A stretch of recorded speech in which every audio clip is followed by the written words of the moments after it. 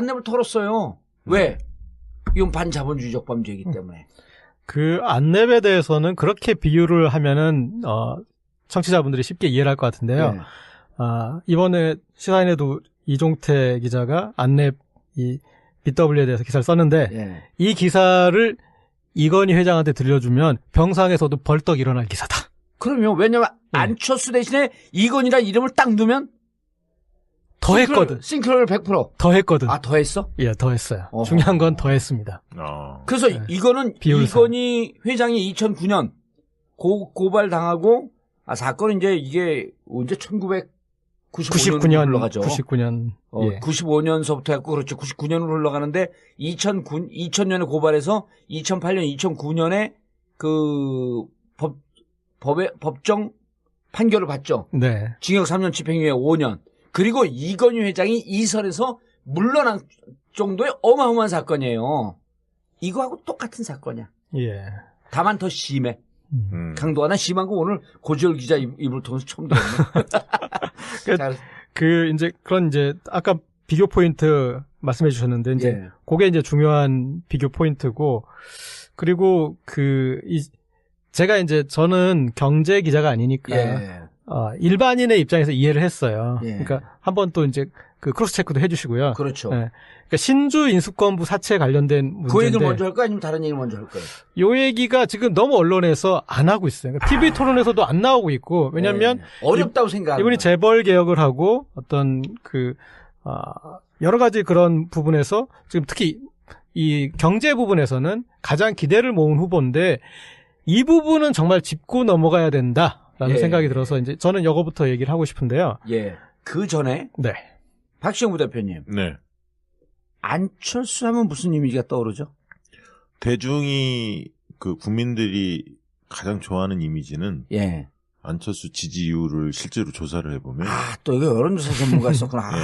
깨끗한 이미지, 예. 정직한 사람, 그리고 신뢰가 간다, 새로운 정치, 새롭게 할 것 같다, 예. 신선감, 이런 이미지들이 있습니다. 근데 국민의 로망, 이 자본주의 사회의 로망이 된 건 그분이 자수성가해서 노력해서 돈을 벌었고 일가를 꾸렸다. 네. 이 이미지도 있죠. 강하지 않나요? 그러면 있죠. 예. 그런데 이제 우리가 오늘 안랩 얘기를 하면 네. 이분이 돈을 폭발적으로 재산을 늘린 게 안랩을 통해서입니다. 네. 그런데 안랩이 사실은 아주 성실하게 열심히 자수성가하면서 재산을 증식했다라기보다도 무언가 자본주의 허점, 자본주의 기법을 써서 어찌 보면 이건희 회장과 유사한 범죄적 행위에 근접할 정도의 의혹을 받으면서 재산을 폭발적으로 키웁니다. 네. 그러니까 마법을 부린 거죠. 마법을 부린 건데 대단한 거 아닙니까? 마법 부리면. 아니죠. 근데 그게 네. 자본주의 사회에서 해서는 안 될 일을 하죠. 그래요? 회사에 손해를 끼치면서. 그렇죠. 회사에 손해를 끼친 걸 전문용어로 뭐라 그러죠? 배임. 그리고 이미 이 건으로 이건희 회장은 형을 받았어요. 네. 유사한 건으로. 심지어 저는 이건희 회장이 99년 2월에 네. 이 일을 하거든요. 예. 그 에버랜드 갖고 장난을 친단 말이에요. 근데 이분은 99년 10월에 시작해요. 근데 이 안랩의 2대 주주가 삼성 SDS야. 삼성이 이 기법을 알려준 건 아닌가 하는 의혹까지 들더라고. 의혹은 군데군데 숨어 있습니다. 예. 예. 근데 이제 이 얘기 들어가시죠. 예. 쭉쭉 들어가세요, 그냥 간단하게 얘기하면은 신주 인수권부 사채를 회사가 안철수 대표에게 발행해 준 거잖아요. 근데 가장 간단한 개념으로 신주 인수권부 사채는 이제 신주를 인수할 권리를 주면서 돈을 빌리는 건데, 그러면 방점은 돈을 빌리는 데 있어야 되잖아요. 회사가 돈이 필요하니까 돈을 빌린다. 예. 그리고 신주를 인수할 수 있는 권리를 덤으로 준다. 그게 점이잖아요. 예. 회사에 필요가 있어야 되고. 설명 잘하네. 그렇죠. 그런데 이 사안을 들여다보면은 주식을 주는데 포인트가 가 있는 거예요. 돈을 빌리는 건 핑계고. 왜 돈을 빌리는 게 핑계냐? 당시 안랩이 폭발적으로 성장을 해서 수익이 폭발적으로 늘어난 시점이에요. 예. 그러니까 이 수치로 봤을 때도 돈을 빌릴 어떤 맥락이 형성이 안 되고, 첫 번째. 두 번째는 99년 그때 매출이 3.7배가 늘고. 예. 회사의 순이익은 6배가 폭증할 거예요. 그렇죠. 네, 그리고 재밌는 게 그 돈을 빌렸는데 1년 만에 다시 회사 갚아요. 네. 1년 만에 갚고 누가? 회사가. 예. 그리고 회사가 빌렸다 안철수한테 다시 갚어? 3억 그렇죠. 4천을? 예. 그걸 1년 만에 갚고. 돈이 필요가 없었네, 진짜. 하여튼 근데 이제 우리 미리 마치 그것처럼 잘 알죠. 이게 안랩에 대해 둘 다 전문가예요. 아니, 저는 이제 그냥 벙찌는데 이해는 되죠. 아니 저는 뭐 원래 알고 있어요? 뉴스 공장에서 잠깐 봤어요. 예, 주진영 하나. 그렇게 얘기하셨구나. 대표가. 그리고 또 주진영보다 우리가 잘할 거야. 우리는 이제 일반인의 시선으로 이해하니까요. 나는 3학년 2반 출신이고 여긴 1반. 잘 들어옵니다. 아니 졸지 말라고. 그리고 이제 또 삼성하고 늘 비교를 해야 되는데 삼성은 3년 만기로 빌려요. 예. 네, 그래서 이제 3년 만기고 이율이 8% 정도였어요. 네. 그리고 안랩에서는 20년 만기로 빌려요. 예. 네. 근데 이제 무슨 얘기냐면 20년 만기 25억을 빌리는데 이율 10%를 미리 감안해서 선이자 떼고 선이자 떼고 3억 4천만 안철수의 당시 대표에게 빌린 거예요. 근데 간단히 얘기하면은 3억 4천 빌렸는데 20년 뒤에 25억을 주는 거예요. 안철수한테. 그렇죠. 왜냐면 이자 미리 다 뗐으니까. 그렇죠. 네. 그러니까 그거 자체로도 우리가 아무리 당시가 99년이니까 지금이 뭐 이율이 달라도 이해하기 쉽지 않죠. 그리고 박 부대표님 이해가 되세요? 네? 이해가 돼요? 내가 박시영 부대표한테 돈을 25억을 빌려. 25억 빌려줘. 근데 20년 상환이야. 근데 연이자가 10.4%가 그래요. 그럼 어떻게 하냐면 25억 빌리면서 선이자를 다 떼줘. 선이자를 다 떼주고 그럼 남는 게 얼마냐면 3억 4천밖에 안 돼. 25억 주식을 살 수 있는 권한을 주면서 실제 돈은 3억 4천 가져오는 거야. 그러니까 여기에 포인트는 뭐냐면 25억 주식 사는 권한을 주기 위해서 25억 빌리는 걸로 하기 위해서 3억 4천만 땡겨오는 거예요. 삼성도 그거를 그렇게 못했어요. 3년만 했고. 그러니까 회사 돈은 넘치는데 25억에 해당하는 주식을 주기 위해서 야 너한테 25억 빌렸다 치자. 3억만 가져와. 3억 4천. 왜냐면 10.4%가 10.5% 복리. 10.5% 복리야 또? 예. 다 뛰니까 3억 4천밖에 안 되는 거예요. 25억 권한을 주면서 3억 4천 가져와. 심지어 이 몇 개월 전에 삼성도 3년, 불과 3년으로 하고 8%. 8%로 했었습니다. 그런데 그 삼성보다 더 했고요. 그래서 그러면 삼성이 만약에 안철수 안랩처럼 했다면, 그러면 이제 어떻게 되냐면, 당시에 이 삼성에서 했던 금액이 230억 원어치였습니다. 그게 이 한 주당 7,150원에 이 230억 원어치 살 수 있는 그 권한을 이제 줬었는데 주식을 살 수 있는 권한을 이거를 안철수식으로 환산하면 그리고 그때도 이제 나중에 이제 더 얘기가 나오겠지만 문제가 됐던 거는 7,150원에 살 수 있는 권리를 줬는데 그때 시장가가 14,000원. 5만 5천에서 5만 6천원. 삼성. 삼성 같은 경우에. 그래서 이제 그게 이제 어떤 그런 이거는 범죄다. 그렇게 됐는데 너무 싸게 살 권리를 줬다 그랬는데 이 삼성을 안철수식으로 환산하면은 851억 원이 됩니다. 230억 원어치가 아니라 그러니까 지금 그러면은 간단히 얘기하면은 이재용 부회장이 지금 구속될 이유가 없어. 당시에 완전히 그렇게 일거에 훨씬 더 많은 금액을 이렇게 갖게 돼서 이런 이제 지배 구조를 이렇게 빨리 확립했을 테니까 여기까지 문제도 발생하지 않을 텐데 삼성도 감히 못했던 어떤 그 비율인데 일단은 이제 그 비율에서 그렇게 했죠. 그러니까 25억의 주식을 살 수 있는 권한을 주면서 20년 상환 조건. 그러니까 선이자를 10.5% 복률해갖고 닥닥닥 다 띄워버리니까 3억 4천만 나한테 주면 내가 실질적으로 박시영한테 25억 빌린 택이 되는 거예요. 그 주주들이 동의했다면서요? 주주들은 2대 주주가 2대 주주가 누구냐면 23% 안랩에 23% 갖고 안철수가 39% 갖고 있었고요. 2대 주주가 삼성 SDS가 23% 갖고 있습니다. 그리고 산업은행 파견이사가 15.4%예요.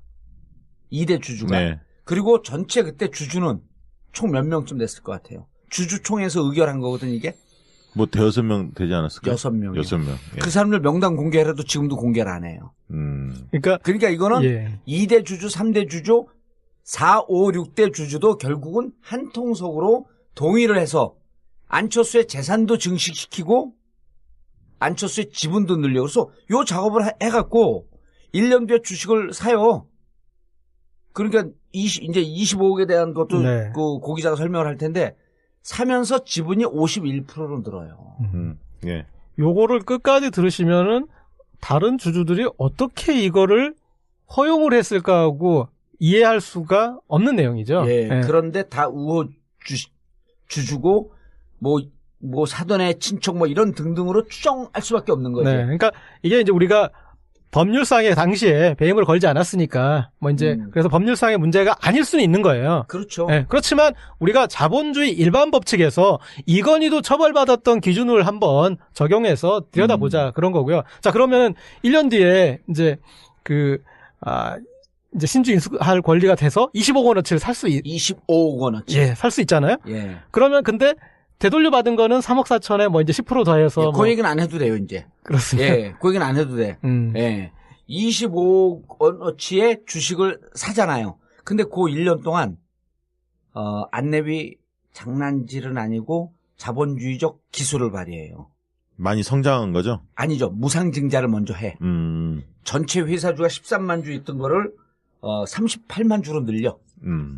예? 네. 그러면은 5만 주 살 수 있는 권한이 실질적으로 한 15만 주로 이렇게 늘어. 네. 그 다음에 액면 분할을 또 해. 5,000원짜리를 500원으로 해. 그럼 10배가 또 뛰어. 그래서 1년이 딱 지난 다음에 5만 원으로 5만 주. 그래야지 25억이 되거든요. 그렇게 살 수 있는 권한이 어쨌든 불러 이런 방법을 통해서 한 주식이 얼마가 되냐면 1,710원이 돼요. 10원이 돼. 사는 주식은 146만 주야. 이걸 자문을 누가 한 거예요? 그건 누가 삼성하고 똑같은 기법이라니까요. 그리고 이제 제가 그래서 예. 25억을 주고 146만 주를 가져가. 5만 주 살 수 있었던 권한이 1년 동안 이렇게 뻥튀기 해갖고 5만 주만 가져갈 게 146만 주로 가져가요. 여기서 그리고 제가 지적하려고 했던 게 그거예요. 뭐냐면 자 3억 4천을 빌려줬고 뭐 10% 해서 뭐 받아 어쩌고 저쩌고 해서 뭐 그래도 4억도 안 되고 예. 25억어치 주식을 살 돈은 없는 거잖아요. 예. 안철수 당시 대표에게. 예. 그러면 돈이 없었지. 돈이 비잖아요. 예. 그럼 20억 원 정도, 20억은 넘는 돈이 예. 필요하잖아요. 주식을 살려면. 예. 그 돈이 어디서 왔을까? 난 그거 몰랐는데. 그쵸? 예. 예. 이거는 제가 이제 취재를 여기까지 한 건 아니니까. 그러나, 가능성 중에 만약에 그 돈을 회사에서 빌려줬다면. 야, 이건 뭐, 횡령도 걸리는 거야? 뭐, 아니, 빌려주면 그냥. 대표 이거 이해했어요? 3억 4천을 일단 빌려 내가 당신한테. 그 1년 있다가, 자, 다 깡하고 이렇게 3억 4천을 당신한테 또 갚어. 3억 4천이 생겼어, 박시영이. 그러면 25억에 해당하는 주식을 사야 되니까 146만 주로 사야 되는데 20억이 없어. 안철수 그때 없었거든요? 없다고 가정을 하고. 그럼 이 20억을 만약에 회사에서 사바사바 했고 뒷돈을 빌려줬다고 한다면. 이건 뭐냐는 거죠. 그렇죠. 네. 그러니까 그 부분에 대한 아직 그러니까 거기에 대한 이제 설명이 아직 없으니까. 그러니까 제가 만약에 이거에 대해서 눈빛만 보면 거의 확신하는 것 같은 눈빛인데. 검증을 한다면 저는 안철수 후보에게 물어보고 싶어요. 근데 20억은 어디서 나셨냐고. 네. 그리고 아까 이제 지금 말씀하셨듯이 그 기간 동안에 무상증자와 액면 분할을 해서 주가는 1,710원으로 살 수 있는 주식의 수는 146만 1,988주. 예, 146만 주. 예. 이게 관훈 토론이나 이런 데서 한 번도 물어본 적이 없나요? 우리처럼 쉽게 설명하는 사람들이 없어요. 만약 주진영 그분도 주식 전문가이기 때문에 이거보다 어렵게 설명했을 거야 아마. 근데 나는 이미 BBK를 쉽게 설명한 경력이 있고 또 고기자가 최고의 취재 기자 아니야. 역시 빵에 한 번씩 갔다 와야 돼. 자, 그래서 중요한 게 가격 비교죠. 가격 비교. 146만 주를 1,710원에 삽니다. 네. 여기까지는 별 일이 없어. 일단 지분이 51%가 됐어. 근데 그 다음에 2001년 9월 이 작업이 언제 들어갔냐면요.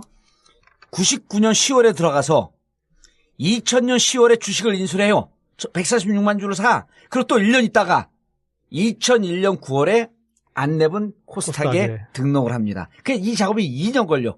코스닥에 등록하는 순간 공모가가 23,000원. 안철수가 그래갖고 이 공모가 대비하면 사들인 146만 주는 336억이 돼요. 25억을 갖고 산 이 주식이 336억. 이게 13.5배가 뛴 거야. 336억 재산이 고스란히 생긴 거예요. 그리고 이걸 지금가로 계산하면은 2,500억이 되는 거야. 그 벤처붐 막 거의 그때, 끝무렵이네. 끝무렵 2001년이면. 이거는 이제 끝물이죠 그때. 네, 그 벤처붐과 그리고 어떤 이 재벌가의 그런 이제 이 상속 노하우가 결합된 형태의 그러니까 좀 천재적인 그런 그 뭘 천재적이에요. 사기적인 일이지. 저는 그냥 천재적이라고 하겠습니다. 그러니까 누가 자문했는지는 아직 파악이 안 된 거죠? 저는 삼성 SDS가 예. 같은 방법으로 이미 95년서부터 네. 그 이재용 그 후계 승계 네. 과정 때 처음에 이재용 후계 승계 과정 때 이건희한테 60억 8천만 원인가를 상속을 받으면서 16억을 내요. 그게 에버랜드를 통해서 삼성 SDS를 통해서 그다음에 S1을 통해서 에버랜드를 통해서 마지막에 지금 시점에 그 60억 8천만 원이 튀기고 해서 지금 1조의 재산이 된 거 아니에요. 그래서 이제 일단은 우리의 비교 대상은 삼성이니까. 근데 삼성은 그걸로 그 행위로 인해서 분명하게 법률적으로 불법이다 처벌을 받았기 때문에 이거는 이손후퇴. 예. 그리고 우리가 여기에서 분명하게 말씀드릴 수 있는 거는 그 삼성 기준으로 따져도 그냥 그 기준으로 따져도 이렇게 하면 더 손해인 거죠. 그러니까 이거는 더 범죄. 이게 그러니까 지금 상세한 내용이 시사인에 나와 있는 겁니까? 네네. 아니 전국구에 나와 있죠. 왜냐하면 이렇게 보지 않으면 시사인도 좀 홍보해 주시고. 이렇게 보지 않으면 네. 이렇게 보지 않으면 이게 어려워요. 그런데 이제 문제는 국민의당에서 반박을 합니다. 네. 5만 원으로 인수하는 게 당시에 외부 전문가 평가기관 3.1회계법인이 이건 32,000원이면 적격하다. 그런데 32,000원짜리를 우리가 5만 원에 샀으므로 안철수가 문제 없다. 이게 첫 번째 논리예요. 네. 그렇잖아요. 시가는 32,000원인데 근데 3.1회계법인이 평가한 건 과거에서 지금까지 측정되었던 평가 기준에 근거한 건데 그때 삼성 SDS를 판단한 재판부에서 뭐라고 얘기하냐면 IT 쪽은 지금까지 흘러왔던 역사를 보고 평가하는 것은 평가액을 정하는 것은 옳지 않다. 앞으로 미래 가치를 봐야 된다. 그러니까 아까 7,000원짜리가 사실은 5만 원짜리라 그랬잖아요. 네. 저렇게 평가하면 최소 보수적으로 봐도 5만 원짜리가 아니라 16만 2천 원짜리다. 고 삼성 SDS 판결한 재판부의 계산법을 그대로 따른 거예요. 예. 그럼 16만 2천 원. 그러면은 안철수는 회사에다가 얼마 정도의 손해를 입혔냐 하면 주당 11만 2천 원. 네, 5만 원이었으니까. 예, 그리고 25만 주니까 자그마치 이게 30몇 억에 36억에 38억에 얼마의 손해를 입혔죠? 저는 그 계산을 안 해봤고 좀 다른 계산 하나 했습니다. 그래서 어쨌든 회사에 약 한 그거 중요하지 않아요. 30몇 억이에요. 여기 써 있는 것 같은데. 어디에? 이거 아니에요? 이거 내가 계산하느라고. 39억 정도. 예. 30억에서 이건 정확하지 않은데 35억 플러스 마이너스예요. 왜냐면 11만 2천 원 곱하기 25 하면 되니까 한 30억 조금 넘죠. 당시 회사의 자산은 얼마인 줄 아세요? 안내배? 모르겠습니다. 32억. 그러니까 거의 100% 이상의 회사의 손해를 입혔으므로 이 정도의 배임이면 이거 심각한 범죄 행위에 해당하는 거예요. 저 정도 배임보다 이를테면 이제 조금 작은 배임이지만 이를테면 이제 삼성하고 비교해서 자 그럼 삼성 기준대로 3년 거치 8%로 해가지고 돈을 빌렸다. 그 경우와 지금 이제 20년 거치 10.5% 복리했을 때 그 차이가 있을 거 아니에요. 뭐냐면 회사 입장에서는 돈이 급해서 급전을 땡긴 거잖아요. 근데 1년 동안 3억 4천억밖에 못 썼어요, 회사는. 그런데 삼성 기준으로 하면 얼마를 쓸 수 있었느냐? 18억 18억 5천만 원 정도 쓸 수 있었던 거예요. 예. 그러니까 급전 돌리는데 18억, 삼성 기준으로 해도 18억. 삼성도 범죄인데. 네. 예. 18억 정도 쓸 수 있었던 그 1년 동안 회사가 쓸 수 있었던 권리를 3억 4천. 꼴랑 3억 4천 쓴 예. 거죠. 그러면서 그런 엄청난 권리를 줬기 때문에 이거는 어떤 식으로 설명을 하더라도 이거는 배임에서 걸릴 수밖에 없는 것 같습니다. 네. 그렇죠. 회사가 30억 이상의 손해를 받고 그때 당시에 자산 규모는 32억. 어마어마한 손해를 봤죠. 그다음 두 번째 논리가 뭐냐면 주주총회 의결을 거쳤기 때문에 문제 없습니다 그러는 거예요. 주주총회. 네. 근데 이게 상법에 또 뭐가 있냐면 이렇게 신주 인수권부 사채는요. 이사회 의결만 있어도 됩니다. 이사회. 네. 이사회에서 우리 신주 인수권부 BW 발행하자. 그럼 이사회 의결만 있으면 돼? 그런데 여기는 주주총회를 거쳐요. 왜냐하면 상법에 뭐라 그러냐면 이렇게 되어 있어요. 경영진의 결정하자가 있어도 주주총회 의결이면 해소된다는 조항이 있어요. 여기서도 꼼수를 치면서 빠져나간 거지. 그냥 삼성보다 더 정교한 거죠. 더 정교한 거야. 이사회 의결을 하자? 이사회 의결했다가 우리 이거 나중에 경영진의 결정하자가 있다고 하면 감옥 가니까 주주총회를 하자. 그 주주총회 또 6명이야. 그러니까 이 주주총회 의결을 거쳤습니다. 이렇게 국민당에서 발표해요. 네. 이것도 꼼수다. 그다음 세 번째. 경영권 방어를 위해서 일대 주주의 지분을 높여놓을 필요가 있었다. 자, 그럼 이거는요. 이제 여긴 추론인데, 자, 1대 주주는 39%, 2대 주주 삼성 SDS 23%, 3대 주주 아까 얘기했죠. 산업은행 파교인사 15.4%. 그런데 이분들 23%하고 15.4% 이분들한테도 신주 인수권부 사채를 줘야 되거든요. 근데 이분들은 안 샀어. 네. 안 샀다라고 하는 것은 이분들도 우호적 지분이 되는 거예요. 너 혼자 이렇게 사가. 너 지금 지분 늘려야 되지? 네 지분 늘리고 네가 기술이 있으니까 너가 크는 게 우리 회사가 크고 우리도 커지는 거니까 그냥 너 혼자 사가. 우호 지분이에요. 그렇게 보이는데? 네. 그렇게 보이죠. 네. 그러니까 이런 상태에서 경영권 방어를 위해서 지분을 올려야 된다?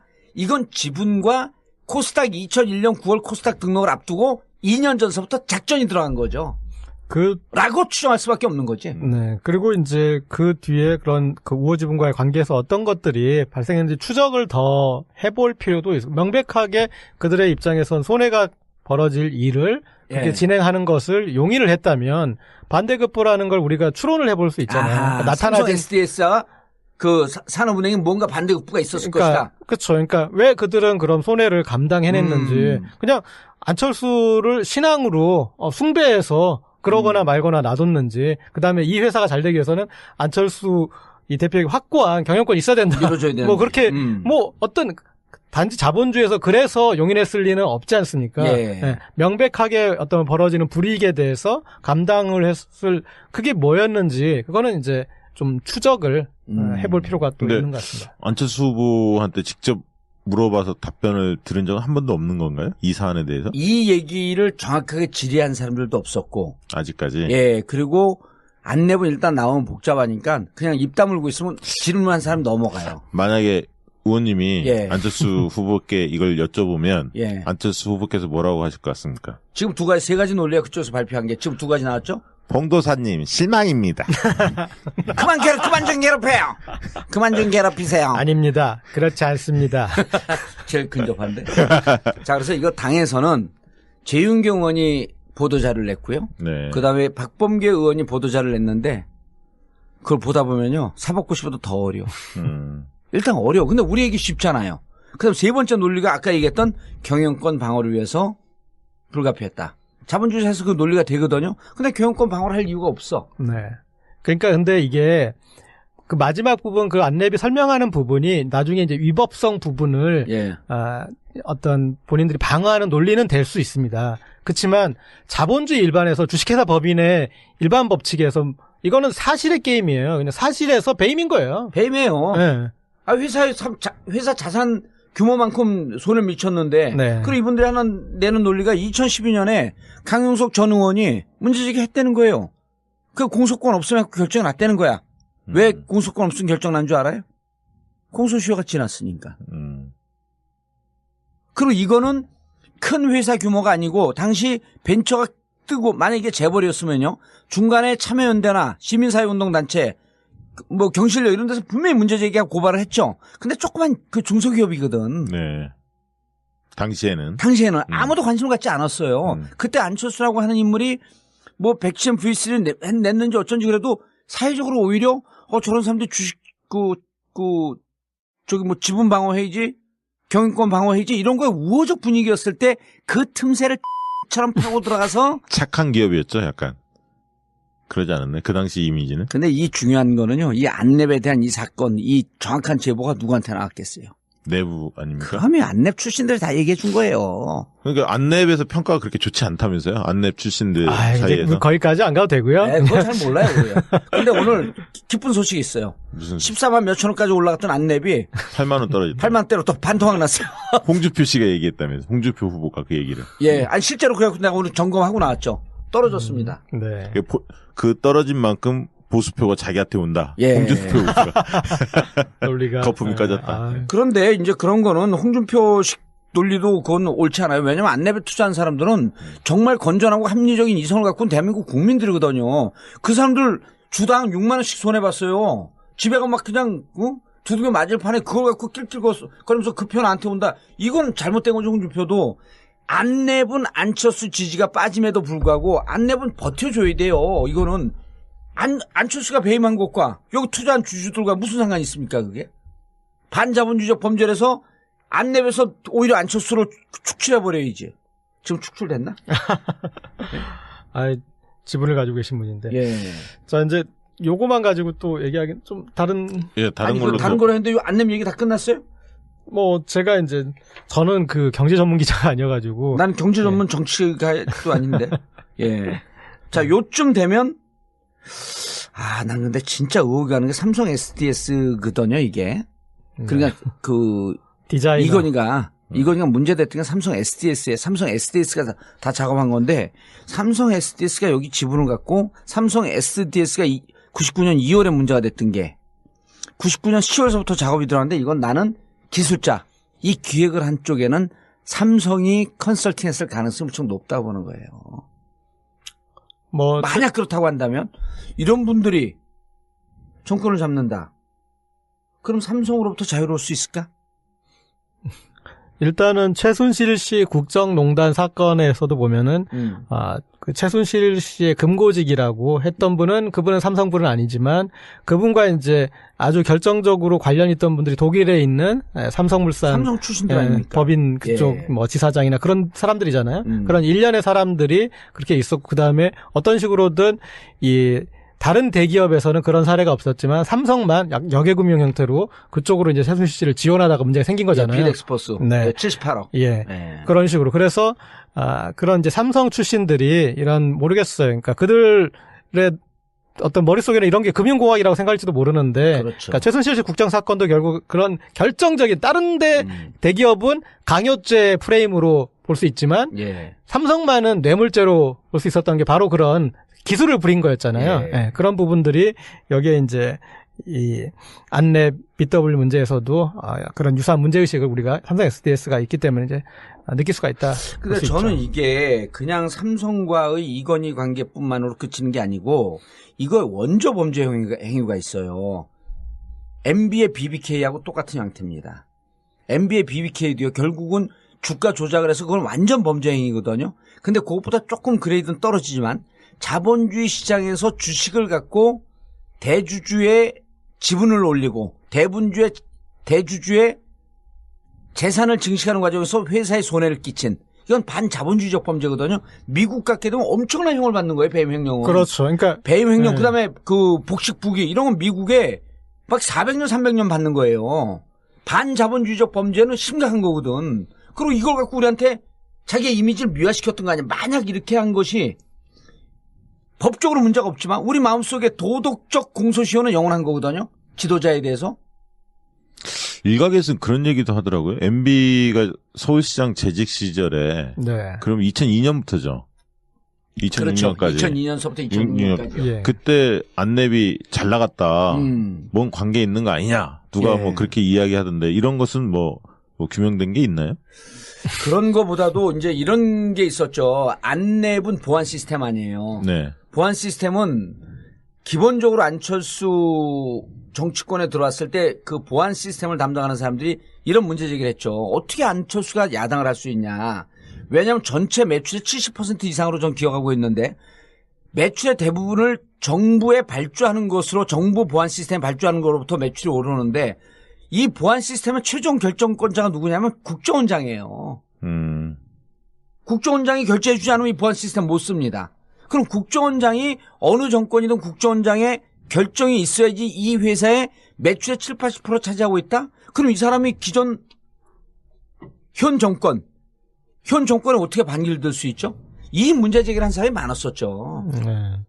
그러니까 서울시장 시절에도 만약 뛰었다고 한다면 서울시의 보안 프로그램, 그다음 정부의 보안 프로그램 이런 것과 어떻게 연관이 되어 있는지 이걸 추적해봐야 돼. 뭐 그건 증거는 없지만. 근데 뭐 어쨌든 범죄행위는 아니니까. 예, 양가적으로 보자면 이제 그렇다면은 그런 안랩 외에 다른 라이벌 기업이 있고 예. 그 안철수 이 안랩의 정경 유착 때문에 더 좋은 기술이 있는 회사가 사장됐다. 뭐 그랬다면 이제 우리가 문제 제기를 예. 할 수 있겠죠. 근데 안 그렇다면은 이건 어쩔 수 없이 관급 도급을 받아야 되는 어떤 형태의 기술이 그런 앞서 비즈니스니까 네. 이제 그런 관계들은 있었을 수밖에 없을 것 같고요. 그다음에 이제 어쨌든 또 팩트로서 존재하는 거는 이명박 대통령 시절에 다양한 형태의 위원회. 뭐 전문위원, 자문위원, 뭐 운영위원, 뭐 하여튼 그런 여러 형태의 이거를 타이틀을 땄잖아요. 이미지들이 있습니다. 근데 국민의 로망, 이 자본주의 사회의 로망이 된 건 그분이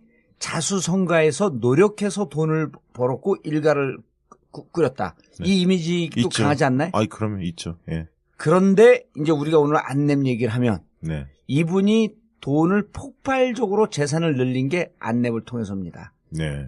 그런데 안랩이 사실은 아주 성실하게 열심히 자수성가하면서 재산을 증식했다라기보다도 무언가 자본주의 허점, 자본주의 기법을 써서 어찌 보면 이건희 회장과 유사한 범죄적 행위에 근접할 정도의 의혹을 받으면서 재산을 폭발적으로 키웁니다. 네. 그러니까 마법을 부린 거죠. 마법을 부린 건데 대단한 거 아닙니까? 마법 부리면. 아니죠. 근데 그게 네. 자본주의 사회에서 해서는 안 될 일을 하죠. 그래요? 회사에 손해를 끼치면서. 그렇죠. 회사에 손해를 끼친 걸 전문용어로 뭐라 그러죠? 배임. 배임. 그리고 이미 이 건으로 이건희 회장은 형을 받았어요. 네. 유사한 건으로.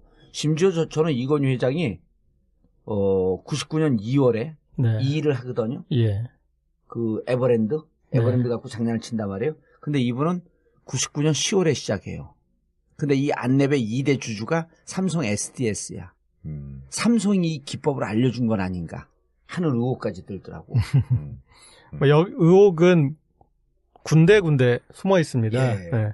근데 이제 이 얘기 들어가도 될까요? 들어가시죠. 예. 쭉쭉 들어가세요, 그냥. 그냥 간단하게 얘기하면은 신주 인수권부 사채를 회사가 안철수 대표에게 발행해 준 거잖아요. 근데 가장 간단한 개념으로 신주 인수권부 사채는 이제 신주를 인수할 권리를 주면서 돈을 빌리는 건데, 그러면 방점은 돈을 빌리는 데 있어야 되잖아요. 회사가 돈이 필요하니까 돈을 빌린다. 예. 그리고 신주를 인수할 수 있는 권리를 덤으로 준다. 그게 예. 점이잖아요. 예. 회사에 필요가 있어야 되고.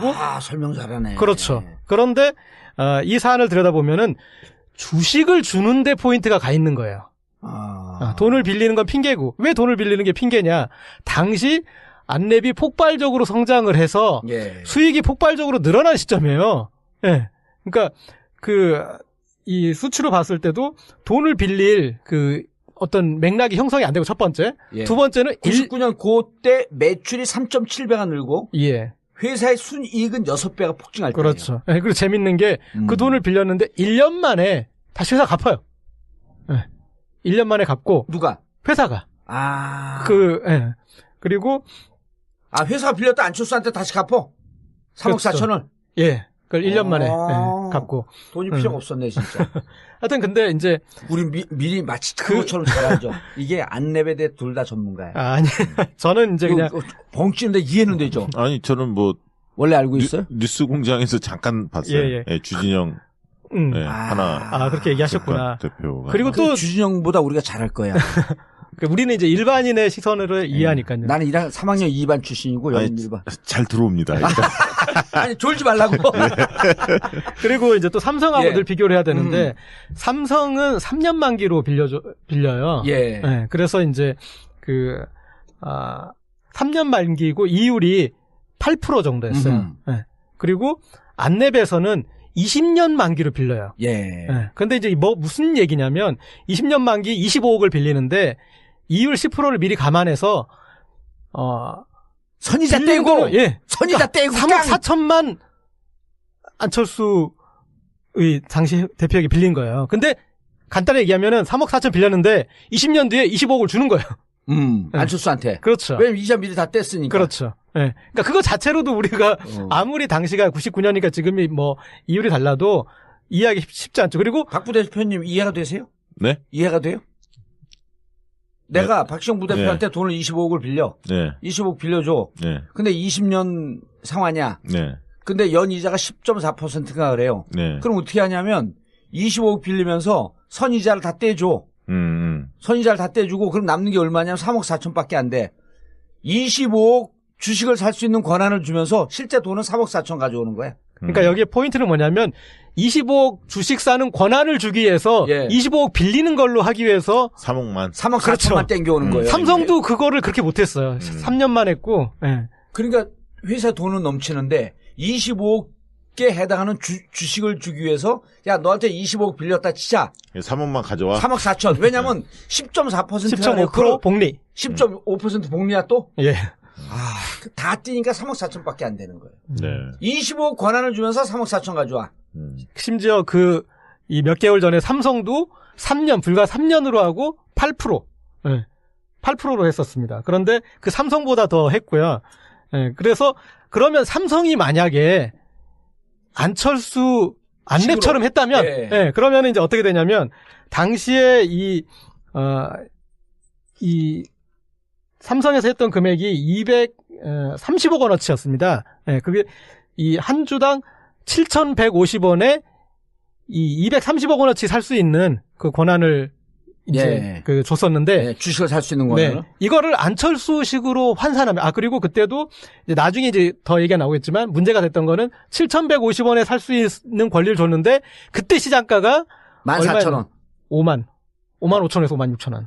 삼성. 예. 삼성 같은 경우에. 예. 그래서 이제 그게 이제 어떤 그런 이거는 범죄다. 그렇게 됐는데 너무 싸게 살 권리를 줬다 그랬는데 이 삼성을 안철수식으로 환산하면은 851억 원이 됩니다. 230억 원어치가 아니라, 그러니까, 지금 그러면은, 간단히 얘기하면은, 이재용 부회장이 지금 구속될 이유가 없어. 당시에 완전히 그렇게 일거에, 훨씬 더 많은 금액을 이렇게 갖게 돼서, 이런 이제 지배구조를 이렇게 빨리 확립했을 테니까, 여기까지 문제도 발생하지 않을 때, 삼성도 감히 못했던 어떤 그 비율인데, 일단은 이제 그 비율에서 그렇게 했죠. 예.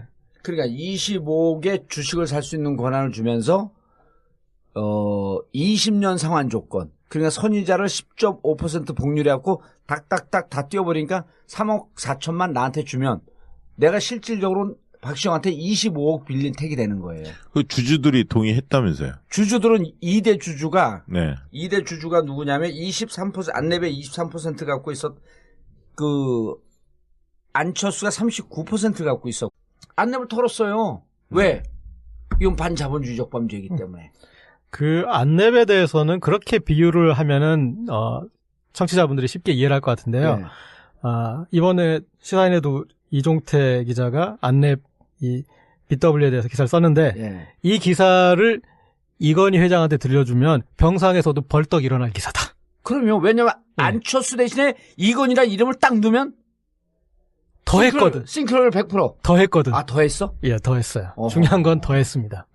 그래서 이거는 이건희 회장이 2009년 고발당하고 사건은 이제 이게 언제 1999년으로 흘러가죠. 99년. 95년서부터 했고 그렇죠. 99년으로 흘러가는데 2000년에 고발해서 2008년, 2009년에 그 법정 판결을 받죠. 네. 징역 3년 집행유예 5년. 그리고 이건희 회장이 이 선에서 물러난 정도의 어마어마한 사건이에요. 이거하고 똑같은 사건이야. 예. 다만 더 심해. 강도가 난 심한 거 오늘 고지열 기자 입을 통해서 처음 들었네. 이제 그런 이제 아까 비교 포인트 말씀해 주셨는데 이제 예. 그게 이제 중요한 비교 포인트고 그리고 제가 이제 저는 경제 기자가 아니니까 예. 일반인의 입장에서 이해를 했어요. 예. 그러니까 한번 또 이제 그 크로스 체크도 해주시고요. 그렇죠. 네. 그러니까 신주 인수권부 사채 관련된 문제인데 그 얘기를 먼저 할까요? 아니면 다른 얘기를 먼저 할까요? 요 얘기가 지금 너무 언론에서 안 하고 있어요. 그러니까 TV 토론에서도 안 나오고 있고 왜냐하면 어렵다고 생각하는 이분이 재벌 개혁을 하고 어떤 여러 가지 그런 부분에서 지금 특히 이 경제 부분에서는 가장 기대를 모은 후보인데 이 부분은 정말 짚고 넘어가야 된다라는 생각이 들어서 이제 저는 이거부터 얘기를 하고 싶은데요. 예. 그 전에 네. 박시영 부대표님. 네. 안철수 하면 무슨 이미지가 떠오르죠? 대중이 국민들이 가장 좋아하는 이미지는 예. 안철수 지지율을 실제로 조사를 해보면 또 이거 여론조사 전문가 있었구나. 네. 깨끗한 이미지, 예. 정직한 사람, 그리고 신뢰가 간다, 새로운 정치, 새롭게 할 것 같다, 예. 신선감, 요런 고요? 네. 2대 주주가 삼성 SDS가 23% 갖고 있습니다. 그리고 산업은행 파견이사가 15.4%예요. 2대 주주가. 네. 그리고 전체 그때 주주는 총 몇 명쯤 됐을 것 같아요. 주주총회에서 의결한 거거든 이게. 뭐 대여섯 명 되지 않았을까요? 6명. 6명. 예. 그 사람들 명단 공개해도 지금도 공개를 안 해요. 그러니까 이거는 2대 주주, 3대 주주, 4, 5, 6대 주주도 결국은 한 통속으로 동의를 해서 안철수의 재산도 증식시키고 안철수의 지분도 늘려. 그래서 요 작업을 해갖고 1년 뒤에 주식을 사요. 그러니까 이제 25억에 대한 것도 고 기자가 설명을 할 텐데 사면서 지분이 51%로 늘어요. 예. 요거를 끝까지 들으시면은 다른 주주들이 어떻게 이거를 허용을 했을까 하고 이해할 수가 없는 내용이죠. 예. 그런데 다 우호 주주고 뭐 사돈의 친척 뭐 이런 등등으로 추정할 수밖에 없는 거죠. 네. 그러니까 이게 이제 우리가 법률상에 당시에 배임을 걸지 않았으니까 뭐 이제 그래서 법률상의 문제가 아닐 수는 있는 거예요. 그렇죠. 네. 그렇지만 우리가 자본주의 일반 법칙에서 이건희도 처벌받았던 기준을 한번 적용해서 들여다보자 그런 거고요. 자, 그러면은 1년 뒤에 이제 이제 신주 인수할 권리가 돼서 20억 원어치를 살 수 25억 원어치. 예, 살 수 있잖아요. 예. 그러면 근데 되돌려 받은 거는 3억 4천에 뭐 이제 10% 더해서 예, 그 얘기는 안 해도 돼요, 이제. 그렇습니다. 예. 그 얘기는 안 해도 돼. 예. 25억 원어치의 주식을 사잖아요. 근데 그 1년 동안 안내비 장난질은 아니고 자본주의적 기술을 발휘해요. 많이 성장한 거죠? 아니죠. 무상증자를 먼저 해. 전체 회사주가 13만 주 있던 거를 38만 주로 늘려. 예? 네. 그러면은 5만 주 살 수 있는 권한이 실질적으로 한 15만 주로 이렇게 늘어. 네. 그 다음에 액면 분할을 또 해. 5,000원짜리를 500원으로 해. 그럼 10배가 또 뛰어. 그래서 1년이 딱 지난 다음에 5만 원으로 5만 주. 그래야지 25억이 되거든요. 그렇게 살 수 있는 권한이 어쨌든 불러불러 이런 방법을 통해서 한 주식이 얼마가 되냐면 1,710원이 돼요.